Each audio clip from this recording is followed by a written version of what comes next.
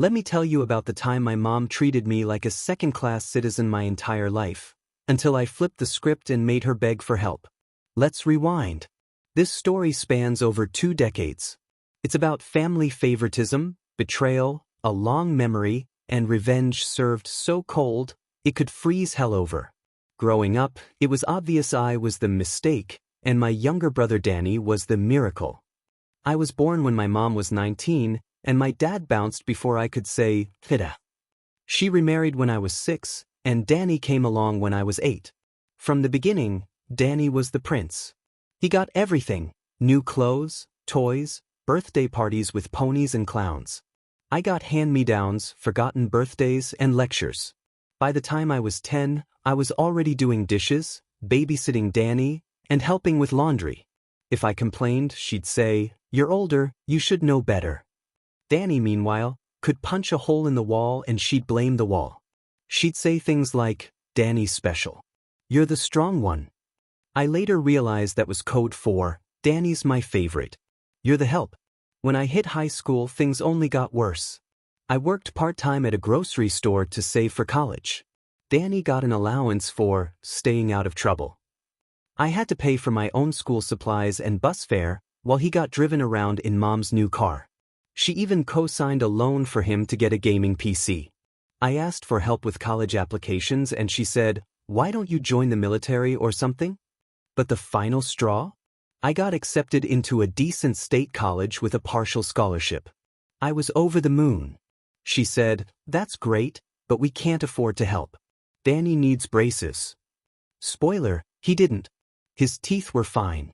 He just wanted them because his friends had them. So I left home at 18. No party. No hugs. Nothing. Just a ride to the bus station and a good luck. I lived on ramen and worked 3 jobs during college: tutor, barista, and nighttime janitor.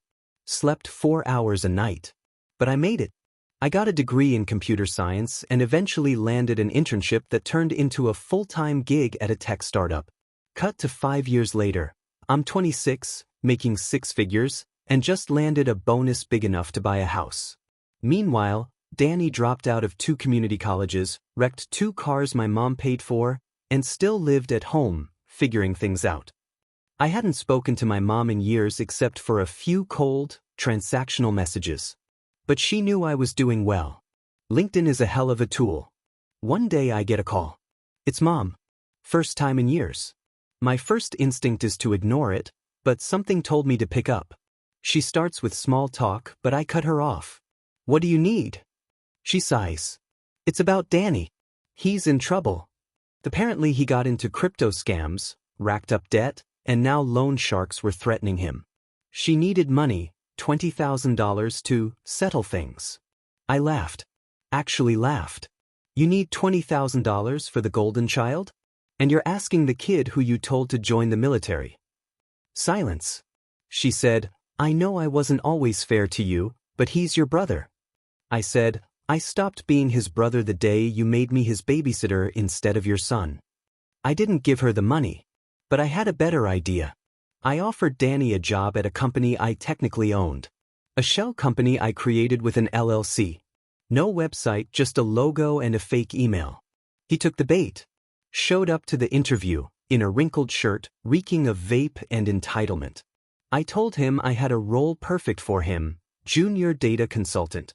Basically spreadsheet grunt work with long hours. He agreed.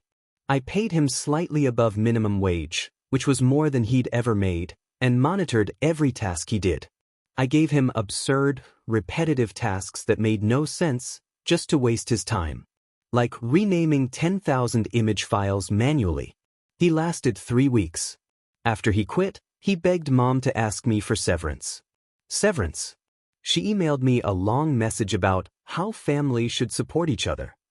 I sent her back a screenshot of her old Facebook post from 2010, where she wrote, "Proud of my baby Danny. Straighties. My little man can do no wrong."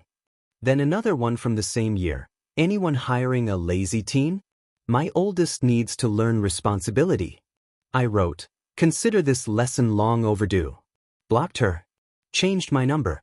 Today, I live in a different state. I run my own consulting firm, have a wonderful partner, and life is peaceful. Every now and then, I get messages from extended family. Some say I was harsh. Some say mom is depressed.